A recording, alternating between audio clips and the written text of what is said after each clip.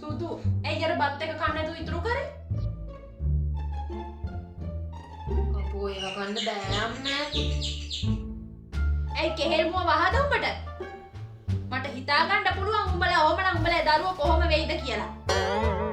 ඇයි? ඇයි? ඇයි යකෝ? ඒ කාලේ අපි ඕස් දෙල් පොලොස් අල බතල මඤ්ඤොක්කා ඕවා කාලා තමයි මේ තාම හයි හත්තියට ඉන්නේ. අපේ අම්මලා අපිට දුන්නේ ඕවා. උඹ නිකමට හිතහා කීරිකෝල් සෝද්දක් හදලා කරෝලයක් තෙල් දාලා කනවා පලා මැල්ලුමක් එක කනකොට කොච්චර රහද කියලා. උඹලට ඒවා කන්න පින නැහැ. ඒක තමයි මට කියන්න තියෙන්නේ. අපේ අම්මලා ඕවා හදලා දුන්නාම අපි පුදුම ආසාවෙන් කෑවා. තව බෙදාගෙන කන්න තමයි අපිට ඕනේ. උඹලා දැන එක ඉතුරු කරනවා.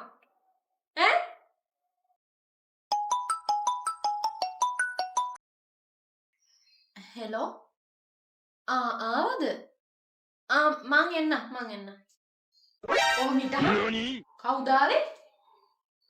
මං පීසා එකක් ඕඩර් කරා. දෙයනේ මුන් සල්ලි වියදම් කරලා පාන් පිටි ගිලින හැටි. අපේ අම්මලා අපි වහදපු විදිහට දැන්